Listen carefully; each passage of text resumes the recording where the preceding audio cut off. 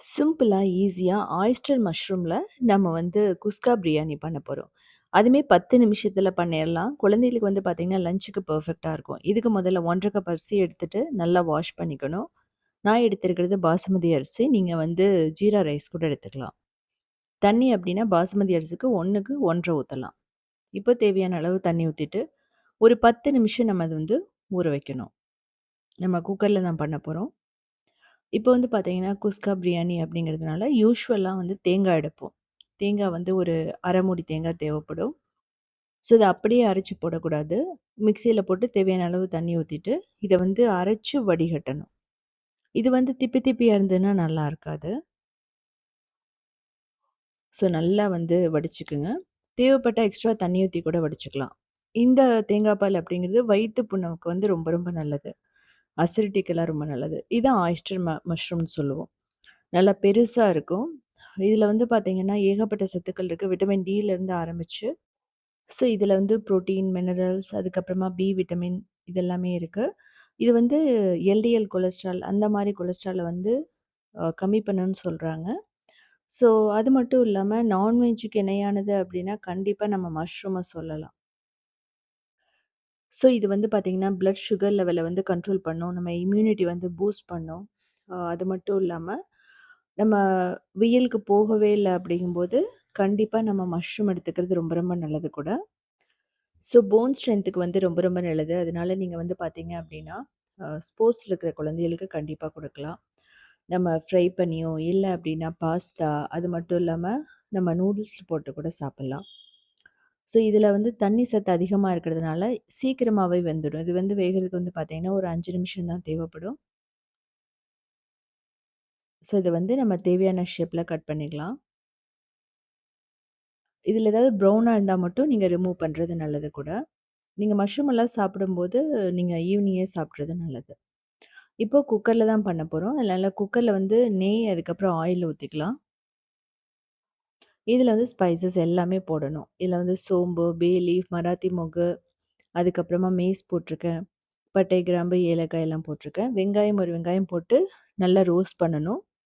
இதில பார்த்தீங்கன்னா, இஞ்சி, பூண்டு விழுது, அதுக்கப்புறமா பச்சை மிளகாய். ஸோ இதெல்லாம் போட்டு நல்லா ரோஸ்ட் பண்ணணும்.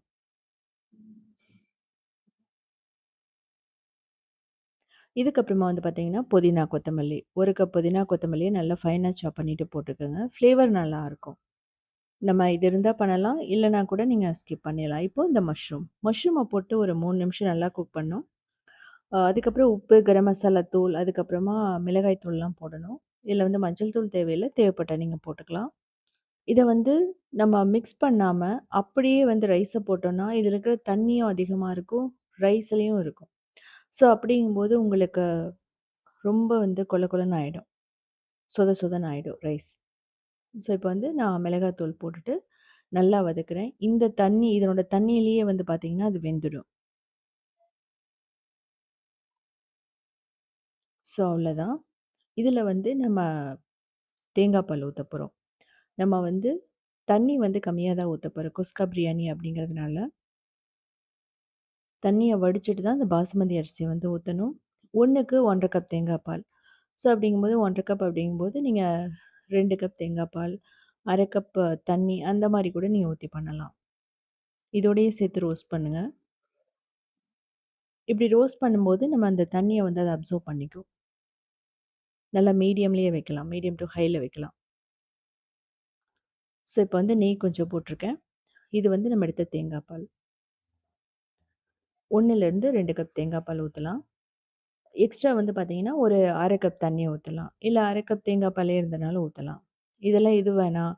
தேங்காய் பால் இல்லைன்னா, பால் ஊத்தி கூட நீங்க பண்ணலாம். நல்லாருக்கும். உப்பு பார்த்துட்டு தேவையான அளவு உப்பு போட்டுக்கலாம்.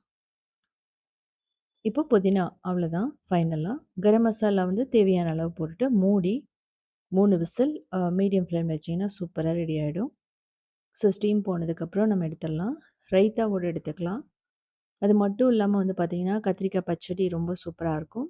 ஸோ இதே மாரி சிம்பிளான யூனிக்கான ரெசிபீஸ் வேணும்னா, நீங்க உத்தமி கிச்சன ஃபாலோ பண்ணலாம். கிரியேட்டிவ் வேர்ல்டுன்னு இன்னொரு சேனல் இருக்கு. அதிலயுமே 2000 ரெசிபீஸ் இருக்கு. சவுத் இண்டியன் ஃபுட்ஸ் டாட்ங்கிற வெப்சைட்டை 19 இயர்ஸாக ரன் பண்ணுறோம். அதுலேயுமே 8000 ரெசிபீஸ் இருக்குது. எல்லாமே சிம்பிளான வெஜிடேரியன் ரெசிபீஸாக. ஸோ செஞ்சு பார்த்துட்டு கமெண்ட் பண்ணுங்கள்.